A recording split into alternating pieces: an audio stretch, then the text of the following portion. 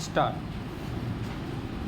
किसी भी समाज के सभ्य होने की कसौटी यह है कि वह अपने बीच परंपरा से चली आ रही वैसी कुप्रथाओं से किस हद तक मुक्ति हासिल कर पाता है जो अमानवीय होने के साथ कानूनन अपराध भी है।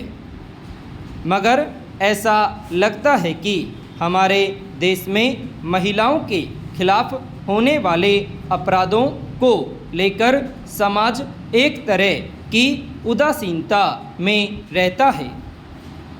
नतीजतन जहां आधुनिक मूल्यों के साथ हो रहे सामाजिक विकास के बीच महिलाओं के प्रति दुराग्रह और कुंठा की हिंसा की जगह पूरी तरह खत्म होनी चाहिए थी, वहाँ आज भी कई ऐसी परंपराएं मुखर दिखती हैं जिनकी वजह से महिलाओं का जीवन संघर्ष कई गुना बढ़ जाता है।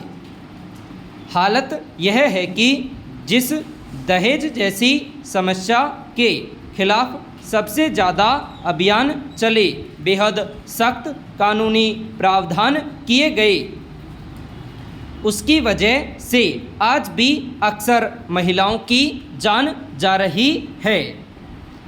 अर्थव्यवस्था और विकास के चमकते आंकड़ों के बीच आखिर क्या ऐसा छूट रहा है कि न तो समाज अपनी ओर से इस विकृत परंपरा को छोड़ने के लिए संवेदनशील हो रहा है और न ही इस संबंध में बने सख्त कानूनों का खौफ दिखता है। पैरा। दरअसल राष्ट्रीय राजधानी क्षेत्र में गिने जाने वाले नोएडा यानी गौतम बुद्ध नगर में दहेज उत्पीड़न के कारण एक महिला की मौत की खबर ने एक बार फिर यह सोचने पर मजबूर किया है कि सामाजिक विकास की कसौटी पर हम कहाँ खड़े हैं और यह कितना अफसोसनाक है। कुछ ही दिन पहले मध्य प्रदेश की राजधानी भोपाल से भी दहेज की वजह से एक महिला की जान जाने की खबर आई थी।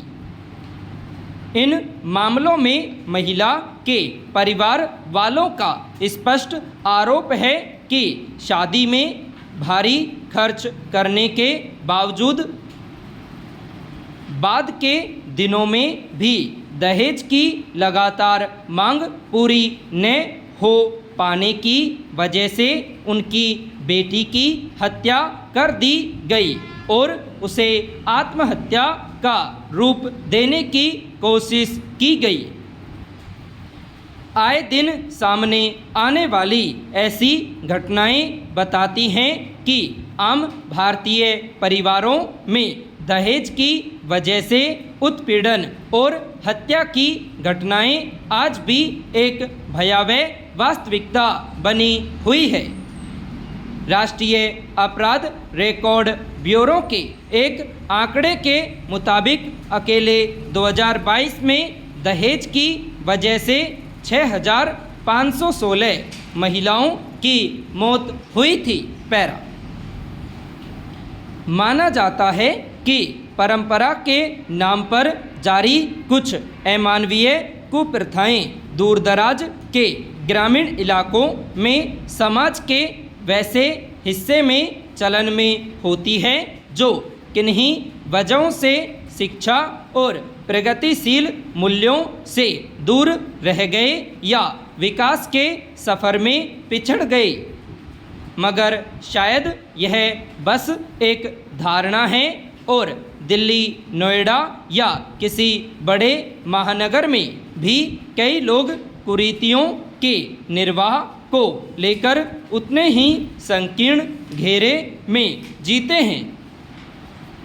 यह समझना मुश्किल है कि उच्च शिक्षित और आधुनिक मूल्यों के साथ जीने वाले कथित संभ्रांत परिवारों के भीतर भी दहेज जैसी विकृत परंपरा के प्रति इतना मोह क्यों बचा हुआ है कि वे बहू के उत्पीड़न और कई बार हत्या कर देने की हद तक भी चले जाते हैं।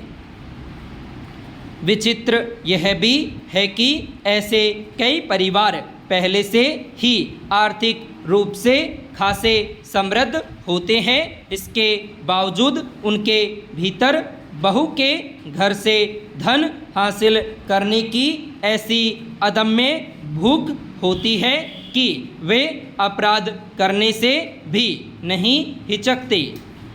समस्या की जटिलता को समझे बिना अक्सर दहेज कानूनों के दुरुपयोग का सवाल उठाया जाता है, लेकिन आज भी दहेज की वजह से उत्पीड़न, आत्महत्या और हत्या की घटनाएं यह बताने के लिए काफ़ी है कि इस मसले पर कड़ी कानूनी कार्रवाई से लेकर जन जागरूकता अभियानों की सख्त ज़रूरत है।